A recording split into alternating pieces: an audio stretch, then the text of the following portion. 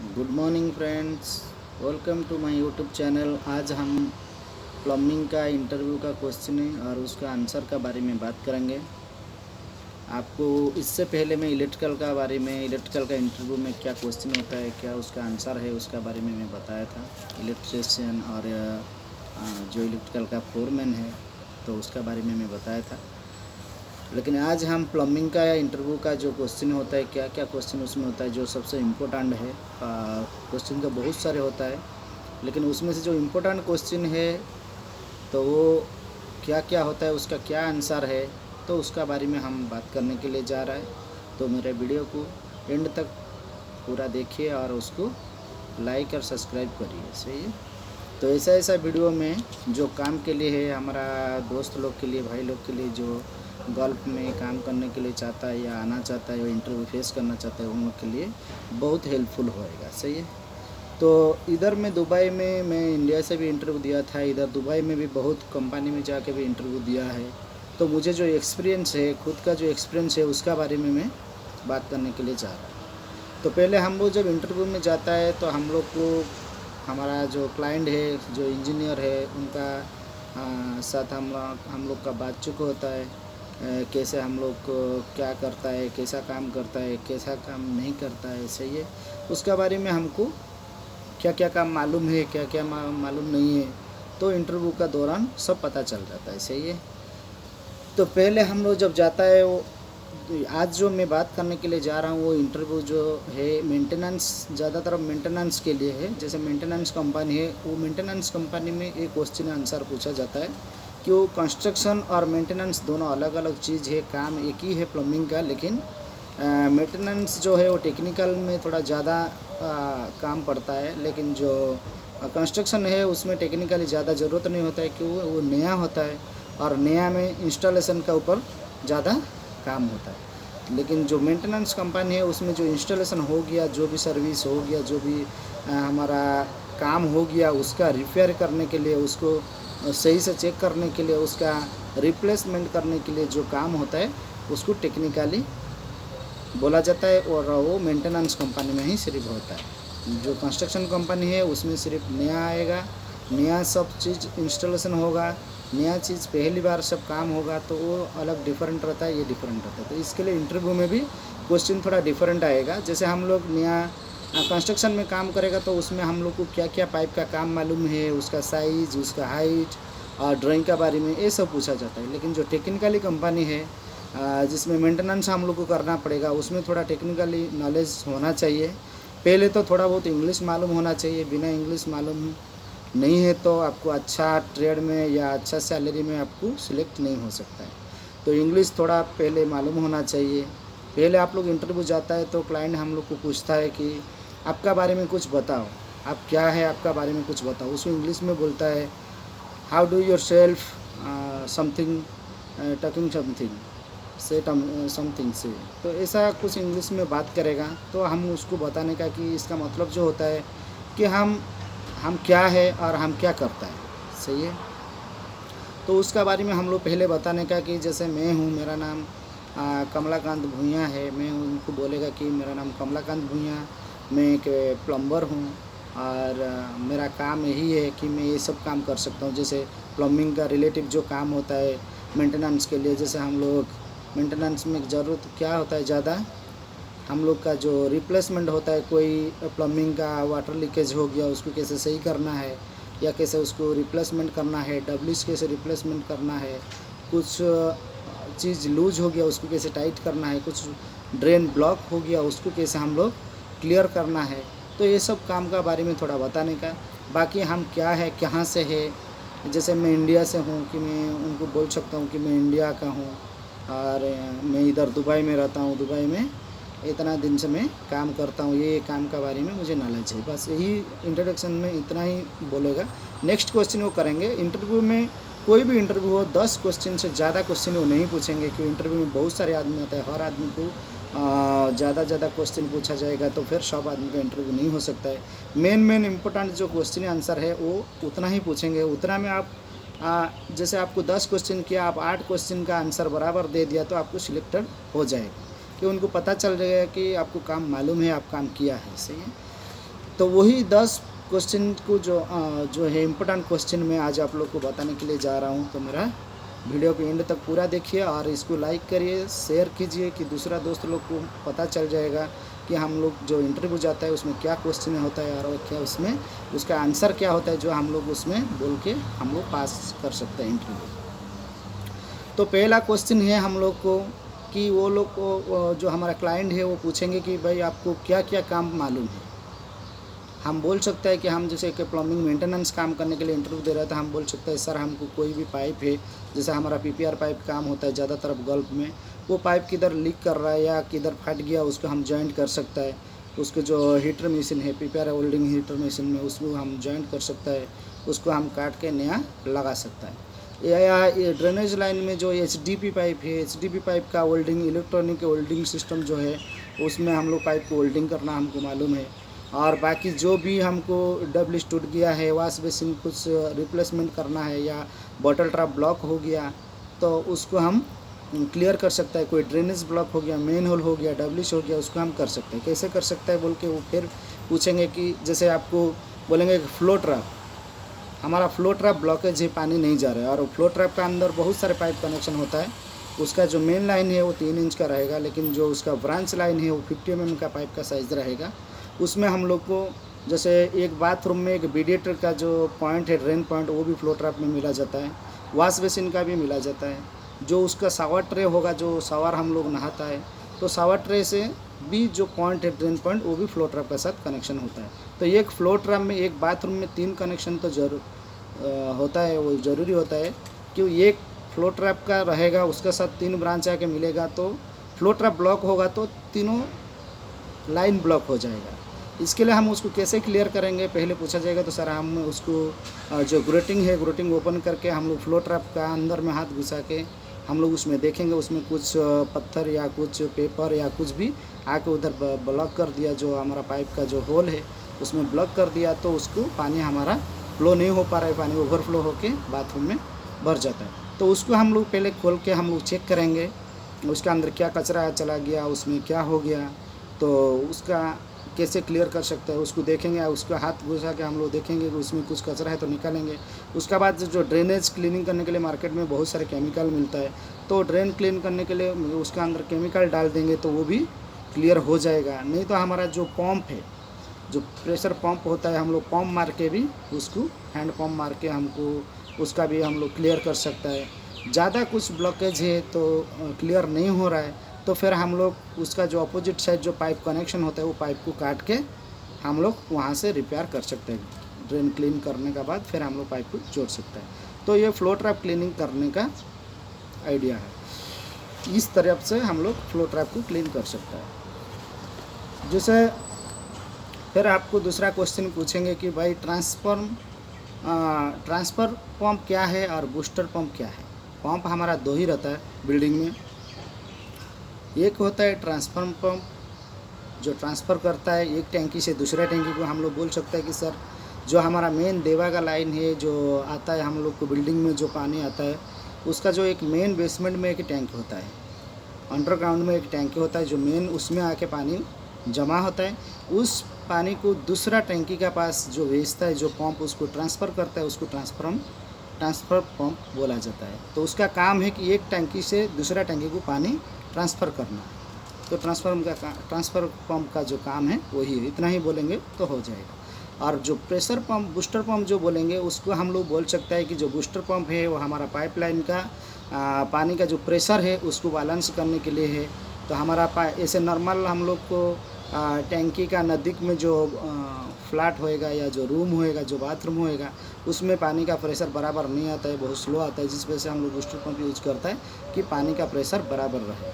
जितना भी आदमी यूज़ करे एक साथ, लेकिन प्रेशर उसका बराबर रहेगा। और जो हमारा पानी का जो प्रेशर है पाइप का अंदर यूज़ करने के लिए हम लोग जो प्रेशर हम लोग पानी यूज़ करते हैं वो 2 बार से 4 बार अंदर हमारा बूस्टर पंप का प्रेशर रहता है। तो वही प्रेशर हम लोग को सफिशेंट पानी यूज़ करने के लिए हेल्पफुल होता है। तो बूस्टर पंप का काम वही होता है। फिर आपको पूछा जाएगा कि जैसे एक टावर है, 40 फ्लोर का 50 फ्लोर का टावर है, टावर बिल्डिंग में बूस्टर पंप कैसे प्रेशर सब जगह दे सकता है। एक बूस्टर पंप जो है उसका कैपेसिटी है 1 HP का जो मोटर है उसका जो बार का जो प्रेशर का बार है तो बार 4 बार तक होता है। 4 बार में पूरा बिल्डिंग इतना हाइट बिल्डिंग को प्रेशर वो नहीं कर सकता है। बूस्टर पंप लगा जाता है जैसे बिल्ला का हो गया या कोई 1 फ्लोर 2 फ्लोर के लिए हम लोग बूस्टर पंप यूज़ कर सकता है, या पर्सनल जो 2+ बिल्डिंग आप हो गया बिल्ला हो गया उसके लिए हम लोग यूज़ कर सकता है। 1 फ्लोर 2 फ्लोर के लिए हमारा जो बूस्टर पंप है वो काम कर सकता है। ज़्यादा हाइट बिल्डिंग है हम लोग 5 फ्लोर 10 फ्लोर 40 फ्लोर 50 फ्लोर हो गया तो वहाँ हमारा जो टैंक है वो ऊपर रहता है, वाटर टैंक ऊपर रहता है। ऊपर से हमारा पानी नीचे आने का टाइम हमारा जो पाइप का अंदर जो ग्रेविटी प्रेशर होता है बहुत प्रेशर होता है उसमें 15 बार तक 10 बार तक 10 से 15 बार तक प्रेशर उसमें लोड रहता है पाइप का अंदर, जो हम लोग को वो प्रेशर बराबर बाथरूम में हम लोग को प्रेशर मिल जाता है। जैसे सब बाथरूम में डिवाइड होके सेपरेट हो जाएगा इंडिविजुअल, तो हमारा पाइप का अंदर पूरा टाइम हमारा 4 बार 3 बार प्रेशर रहेगा।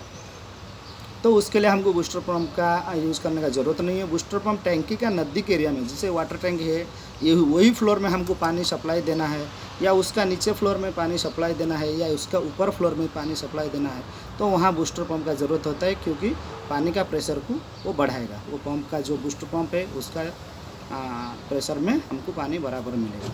फिर पूछा जाएगा बूस्टर पंप का साथ एक डूम है जैसे टैंकी है तो वो उसका क्या काम है। तो जो टैंकी है बूस्टर पंप का साथ उसको हम लोग प्रेशर टैंक बोलता है। उसका काम यही है, उसका मैकेनिज्म यही है कि हमारा टैंकी का अंदर फुल प्रेशर रहता है, यार रहता है, जो यार का वजह से हमारा पाइपलाइन से कोई भी जगह पे कोई टैप ओपन किया या पानी यूज़ किया तो वो उसमें से खाली होता है, जिस वजह से फिर हमारा पंप दोबारा चालू हो जाता है, ऑटोमेटिक हमारा चालू हो जाता है। और प्रेशर हमारा जब पानी हम लोग खोलेंगे तो प्रेशर कम होगा तो फिर प्रेशर को बैलेंस करने के लिए वो काम करता है। और उसका अंदर सिर्फ प्रेशर रहता है, उसका अंदर पानी नहीं रहता है। जब कोई टैंक के अंदर पानी जैसे हम लोग उसमें बेल पिन रहता है, वो पिन को हम दबाने पर हमको यार आना चाहिए, पानी नहीं आना चाहिए या कचरा नहीं आना चाहिए। ज़्यादा दिन यूज होने के बाद पानी में जो आयरन बैग आता है, जो कचरा आता है, डस्ट आता है, वो टैंकी का अंदर भी ब्लॉक हो जाता है, तब हम टैंकी को रिपेयर करता है, नहीं तो एक्सचेंज करता है। तो बूस्टर पंप का जो काम है यही है, तो हम इतना ही बोल सकता है। और उसका बाद हम लोग को पूछा जाएगा कि भाई हमारा जो टैंक है, टैंक में वाटर टैंक के अंदर हम लोग को ट्रांसफ़र पंप से जो पानी आता है तो पानी टैंक भरने के बाद कैसे बंद होएगा और वो पंप कैसे बंद होएगा, उसको हम बोल सकते हैं कि हमारा जो टैंक है उसके साथ हमारा फ्लोट स्विच होता है। जो फ्लोट स्विच हम लोग एडजस्ट करके हम लोग हाइट जितना हाइट हमको पानी चाहिए टैंकी के अंदर वो हाइट तक हम लोग रखेंगे, उसको डाल के रखेंगे। तो जब तक टैंकी में पानी वो लेवल तक आ जाएगा तब ऑटोमेटिक हमारा पंप बंद हो जाएगा। जब उससे पानी फिर हमारा खाली हो जाएगा, डाउन हो जाएगा, जो पानी यूज होता है, जो पानी उससे नीचे आ जाएगा, तब फिर ऑटोमेटिक हमारा पंप चालू हो जाएगा। तो वो पंप चालू और बंद करने का जो काम है वो फ्लोट स्विच उसको कराता है। दूसरा हम लोग को नॉर्मल जैसे देवा लाइन से हमारा टैंकी का अंदर अंडरग्राउंड जो ग्राउंड में जो टैंकी होता है, देवा का लाइन से हमारा जो पानी आता है तो उसमें कोई पंप मोटर कोई लगा नहीं जाता है, उसका पानी कंटिन्यू हमेशा आते रहता है।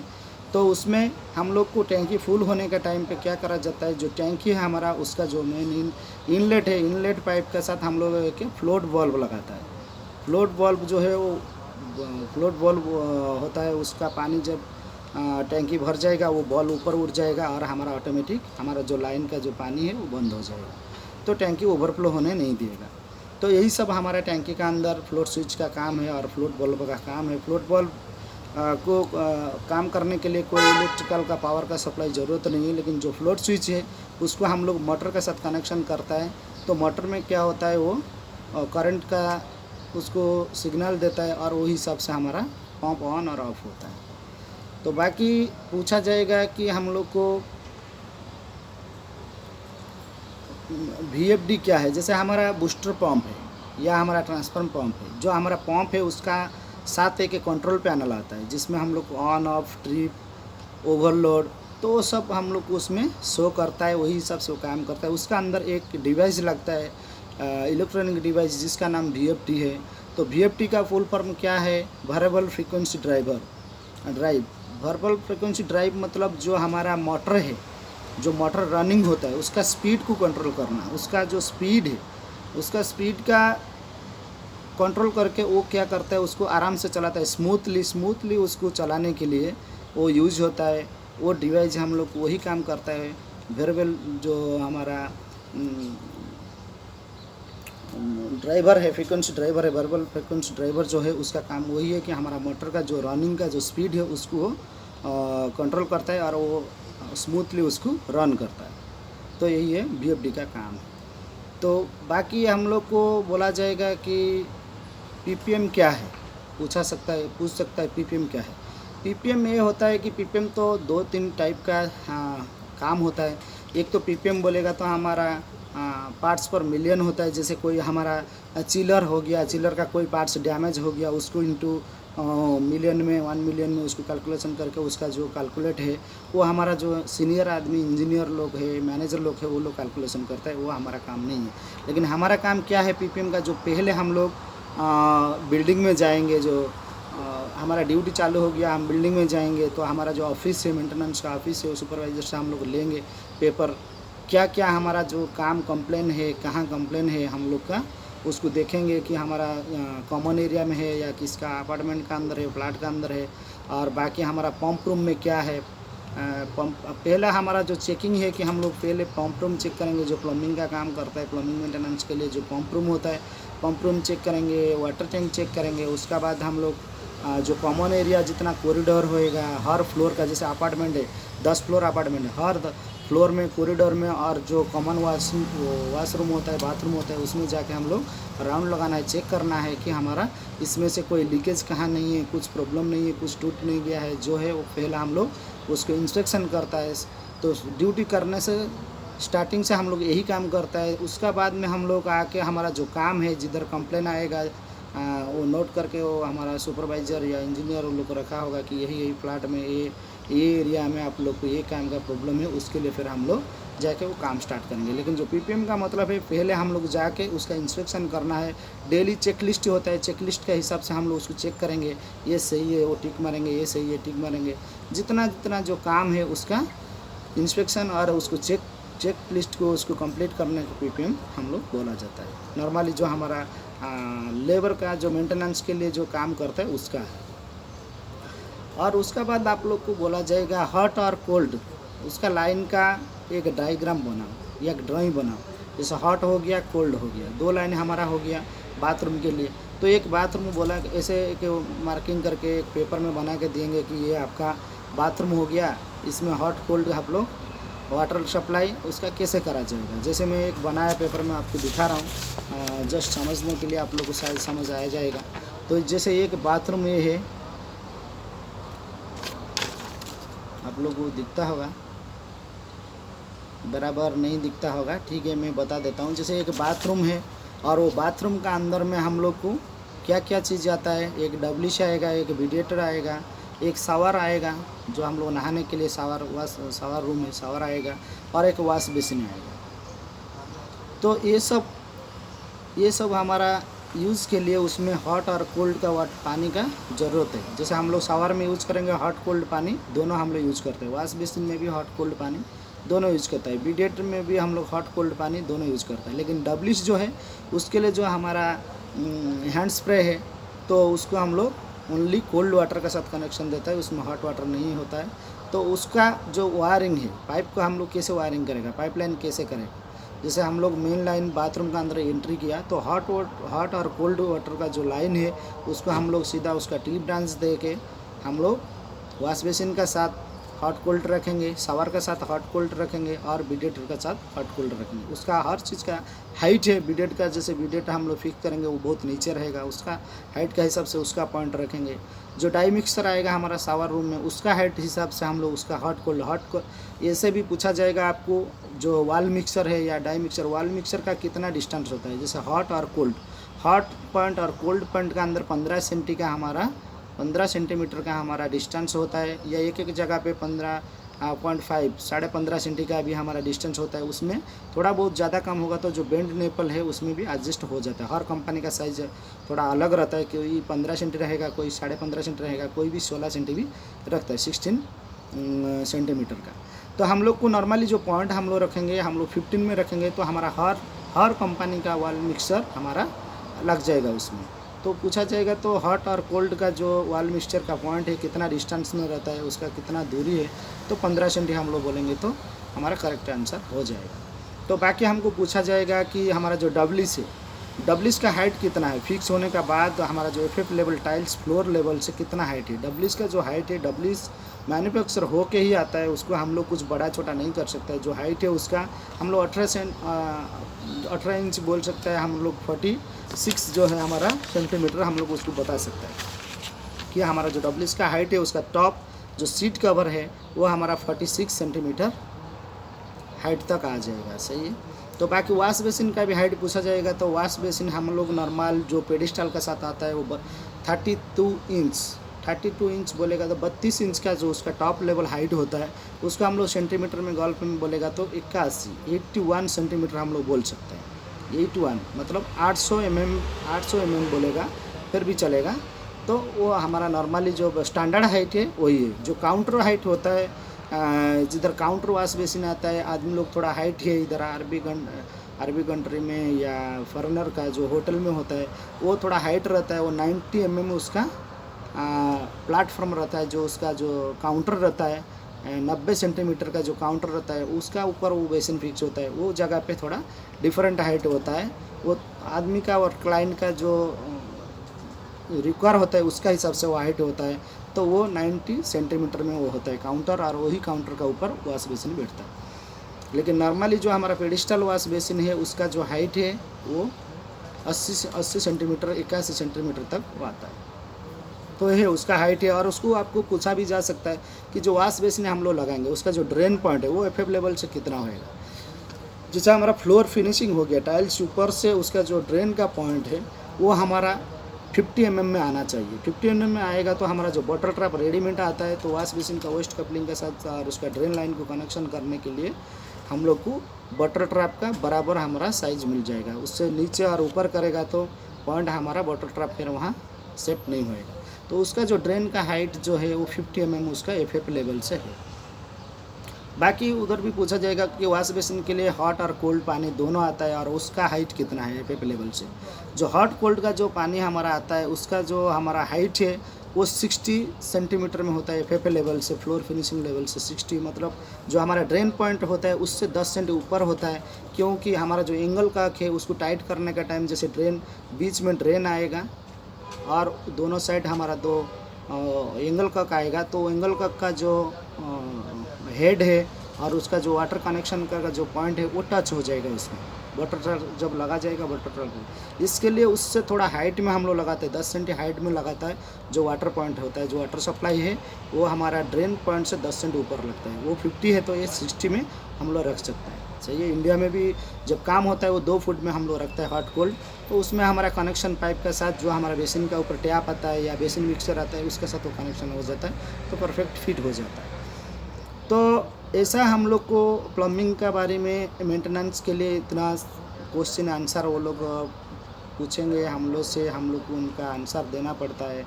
और जब हम लोग बराबर आंसर देंगे, उन लोग को समझ आए कि हम लोग काम किया है, 5 साल 10 साल काम किया है, हमको काम पता है, तब हमारा वो सिलेक्ट करेंगे। सही है। तो यही था आज का प्लम्बिंग का इंटरव्यू और क्वेश्चन का थोड़ा मेरे आप लोग को मैसेज देने का है, इसका बारे में बताने का। तो इसका बाद आप लोग को कौन सा काम और प्लम्बिंग का कौन सा, जैसे प्लम्बिंग में बहुत काम होता है, जैसे कंस्ट्रक्शन में होता है, उसका काम का बारे में कुछ आपको जानना चाहता है तो मुझे कमेंट्स कीजिए और मेरे को मैसेज कीजिए। मैं आप लोग को नेक्स्ट वही वीडियो बना के आप लोग के पास मैं अपलोड करेगा। सही है। ओके, ठीक है।